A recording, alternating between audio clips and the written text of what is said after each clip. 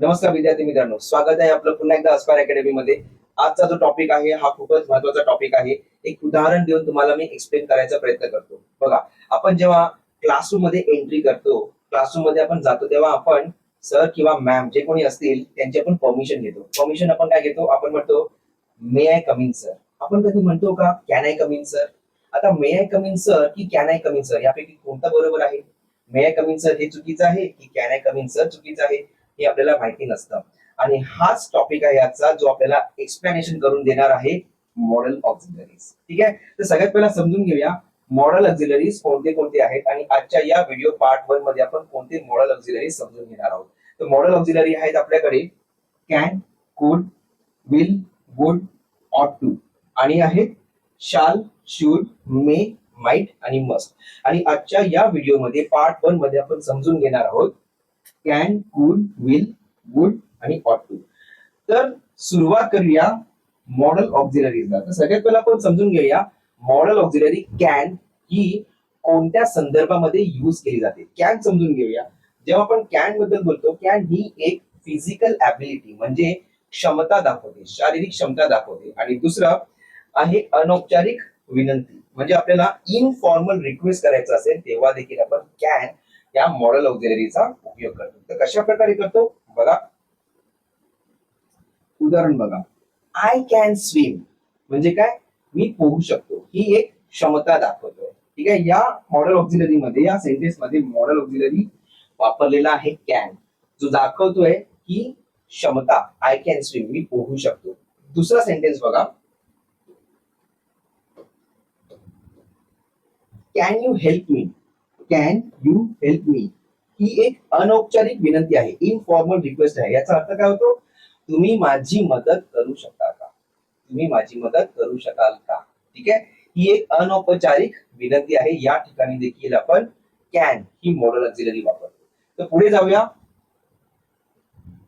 पुढची model auxiliary आहे कुड. आता कुड कधी वापरतो? कुडचा कॉन्टेक्स्ट कधी येतो? कुड हा कॅनचा भूतकाळ आहे, हा पास्ट टेन्स आहे. कोणाचा? कॅनचा. हा कधी वापरतो? भूतकाळातील क्षमता किंवा अत्यंत नम्र विनंतीसाठी कुडचा यूज होतो.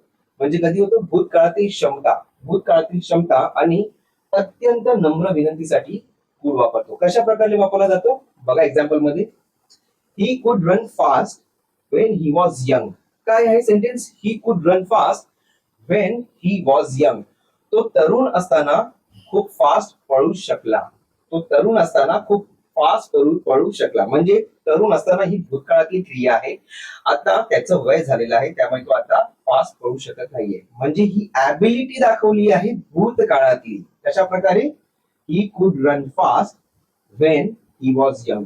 भूतकाळातील क्षमता आहे. ठीक आहे, तो तरुण असताना वेगाने धावू शकला. आता प्रेझेंट मध्ये कदाचित त्याचं वय झालं असेल, तो धावू शकत नाहीये. अजून एक एक्झाम्पल बघा, ज्याच्यामध्ये आपण अत्यंत नम्र विनंती ही दाखवण्यासाठी आपण कुडचा यूज करतो. कशा प्रकारे आहे? कुड यू हेल्प मी.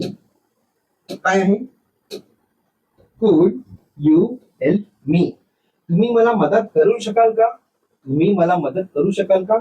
इथे आपण कुड वापरलेला आहे. ठीक आहे, आणि ही नम्र विनंती आहे. कुड यू प्लीज हेल्प मी हा अतिशय नम्र प्रकार झाला विनंती करण्यासाठी. जेव्हा जेव्हा आपल्याला अनौपचारिक, जेव्हा जेव्हा आपल्याला विनंती करायची असेल, तेव्हा तेव्हा आपण कुड वापरायचं. आलं लक्षात? तर दोन कॉन्टेक्स्ट आहे. पहिला भूतकाळातील क्षमता आणि दुसरा आहे, व्हेरी गुड, दुसरा आहे आपल्याकडे नम्र विनंती. ऑलराईट, ठीक आहे. आता पुढे जाऊया. पुढे बघूया आपल्याकडे कोणता प्रकार आहे. पुढे आहे आपल्याकडे विल. विल. आता विल कधी वापरतो आपण? विल बघा, एक निश्चय म्हणजे डिटर्मिनेशन, दृढ निश्चय दाखवण्यासाठी वापरतो.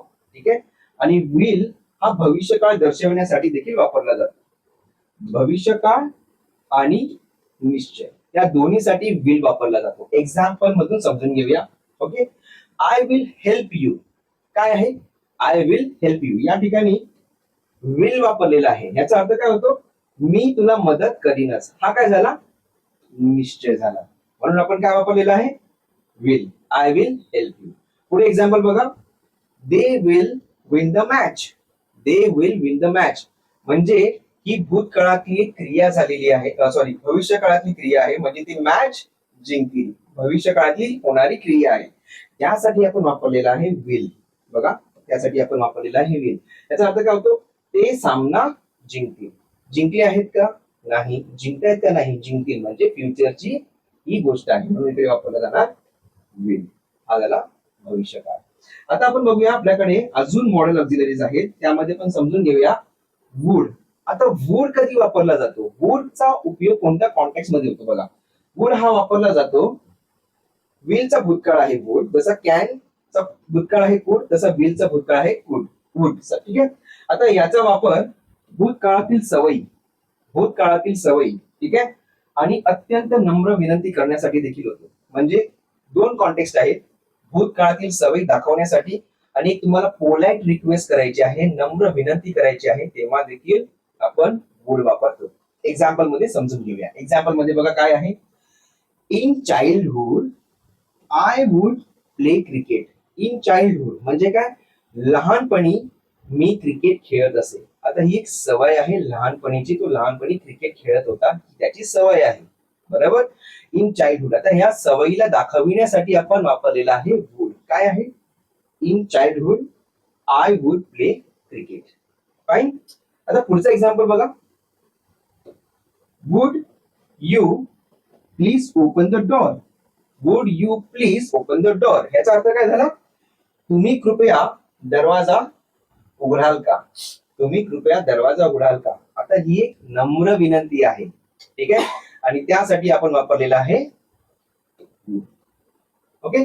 हा झाला अजून एक कॉन्टेक्स्ट. म्हणजे वुड हा कधी कधी आपण वापरतो, वुड एखादी भूतकाळातली आपल्याला क्रिया किंवा सवय दाखवायची असेल तेव्हा, आणि दुसरं आपल्याला नम्र विनंती करायची असेल तेव्हा आपण वुड वापरतो. आता पुढे जाऊया. पुढे आपल्याकडे आहे ऑट टू. आता ऑट टू कधी वापरतो? ऑट टू हे नैतिक कर्तव्य, नैतिक कर्तव्य दाखवण्यासाठी आपण ऑट टू वापरतो. आता त्याचा कॉन्टेक्स्ट बघा कधी कधी येतो, जेव्हा आपल्याला नैतिक कर्तव्य, ज्याला आपण बोलतो मॉरल ऑब्लिगेशन, मॉरल ऑब्लिगेशन, ठीक आहे, किंवा सामाजिक जबाबदारी, सामाजिक जबाबदारी दाखवण्यासाठी आपण ऑट टू वापरतो. दोन कॉन्टेक्स्ट. पहिला कुठला आहे? नैतिक कर्तव्य म्हणजे मॉरल ऑब्लिगेशन. दुसरा आहे सामाजिक जबाबदारी सांगायची असेल तेव्हा आपण ऑट टू वापरतो, ठीक आहे. आता याचं एक्झाम्पल बघा काय आहे. एक्झाम्पल, एक्झाम्पल मध्ये आहे वी ऑट टू रिस्पेक्ट आवर एल्डर्स. याचा अर्थ काय होतो? आपण आपल्या मोठ्यांचा मान राखायला पाहिजे. आपण आपल्या मोठ्यांचा मान राखायला पाहिजे. हे नैतिक कर्तव्य आहे, ही नैतिक कर्तव्य आहे, ठीक आहे. आणि त्यासाठी आपण वापरलेला आहे मॉरल ऑक्झिलरी ऑट टू. ऑट टू आलेला आहे. वी ऑट टू रिस्पेक्ट आवर एल्डर्स, ठीक आहे, नैतिक कर्तव्यासाठी. अजून एक एक्झाम्पल बघा. You ought to follow the traffic rules. You ought to follow the traffic rules म्हणजे काय? तुम्ही ट्रॅफिक नियमांचे पालन करायला पाहिजे.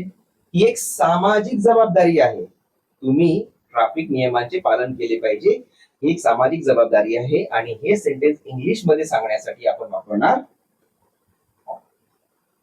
ठीक आहे. तर हा झाला ऑट टू. आता ऑट टू कोणत्या कोणत्या कॉन्टेक्स्ट मध्ये आपण वापरतो? एक नैतिक कर्तव्य सांगण्यासाठी आणि दुसरं सामाजिक जबाबदारी सांगण्यासाठी. तर मित्रांनो, हे होते मॉडल ऑक्झिलरीज पार्ट 1 व्हिडिओ मध्ये, ठीक आहे.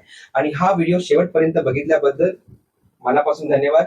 व्हिडिओ आवडला असेल तर व्हिडिओला लाईक करा, चॅनलला सबस्क्राईब करा आणि शेअर करा हा व्हिडिओ तुमच्या मित्रमैत्रिणींसोबत, जे इंग्लिश लँग्वेज मध्ये मास्टरी अचीव करू पाहत आहेत, ज्यांना वर्बल ॲबिलिटी शिकायचं आहे, ठीक आहे, आणि जे कॉम्पिटिटिव्ह एक्झाम्सची प्रिपरेशन करत आहे, ठीक आहे. So once again thank you very much. Take care and bye.